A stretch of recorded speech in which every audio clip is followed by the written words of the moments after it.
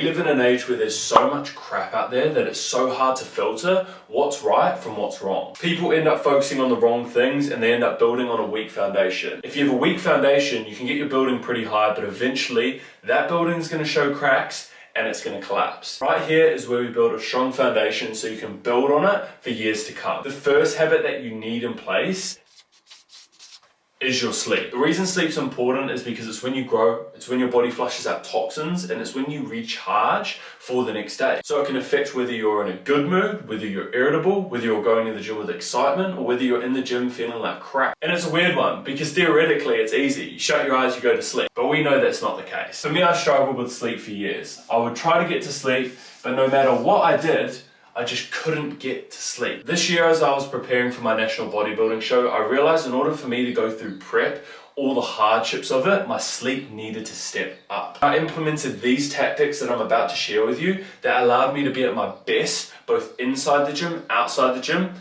and achieve a pretty good physique. The tactic I used was actually super simple, and I implement it with every one of my clients.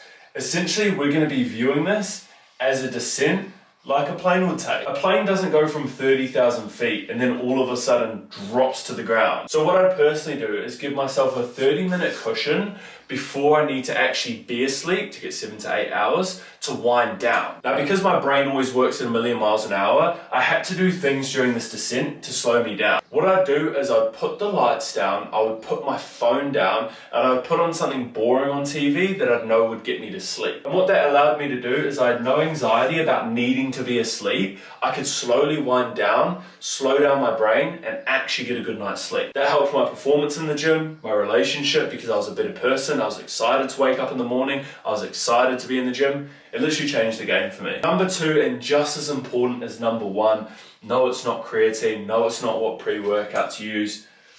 It's what time you train. Mind my handwriting. I'm a fitness coach. The time you train is extremely important because if you have no routine, everything's just cluttered. Imagine your house was just super dirty, like you're one of those hoarders, and someone came into your house and was like, hey, Kyan, where is X, Y, and Z? You're going to be running around like a madman trying to find everything. Whereas if you have that routine in place, you have things in order, you have things in shelves, when someone comes in or something externally happens, you're good to go. Right here, sir, grab it. Now, I was never a morning person. I'd verbally tell everybody that. I'm not good in the mornings, don't chat to me. But I think training in the morning is the most important time. Because at the end of the day, you're tired, you're sluggish, you don't really want to be going to the gym. But this is where things start to click. Because the time you get to sleep is going to tie in with the time you train. If you don't have the right approach around your sleep, this is going to be affected because you won't be able to train in the morning. Then you're going to start your day off on a loss, and then you're going to have to go after work when you're tired and feeling crap, which is going to affect your sleep for the next day. Now you can start to see how 1 doesn't work without 2 and 2 doesn't work without 1, and it's the exact same for 3, 4, and 5. This next one held me back within my fitness journey for 2 to 3 years because I always looked to brush it to the side. I always knew it was important, but I never thought that I'd have to do it in order to get to where I wanted to go, and that is tracking. If you're not tracking your calories, you're essentially playing guesswork. For most people, you have a rotation of meals, whether that be dinner, 3, 4, or 5 different meals, same with breakfast, lunch, and snacks. Chances are you don't have a rotation of 20 different dinner meals that you have. Literally all you need to do, is go onto MyFitnessPal and work out the rotations macros for all 4. It will take you literally 5 minutes max. Then all you have to do is take a screenshot of all those different variants, and then you've got 4 different options for the week. So you're not getting bored, you're not playing guesswork, and you can actually hit your macros so that you can actually achieve your fitness goals. If you nail your sleep and the time that you train, but you're not tracking, you're not going to get a result. You've got to think of it like this. When you go to work, you're expected to get a certain amount of money. Imagine one week they were just like, do you know what? You're going to get like 60% of your pay. That cool?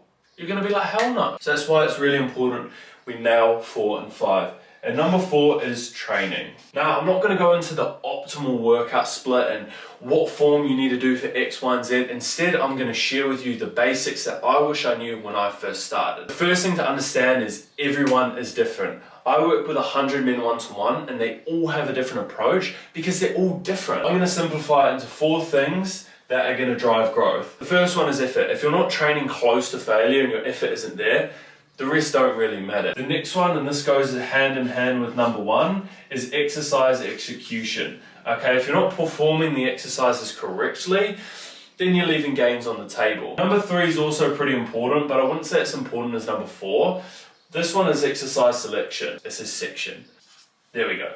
Exercise selection, okay? You want to base your exercise selection on, can you get a full range of motion, right? Does it feel good for you? Do you enjoy it? And is it actually targeting what you want to target? The fourth one, and the most important one, based on recent studies, based on my personal experience, and that is going to be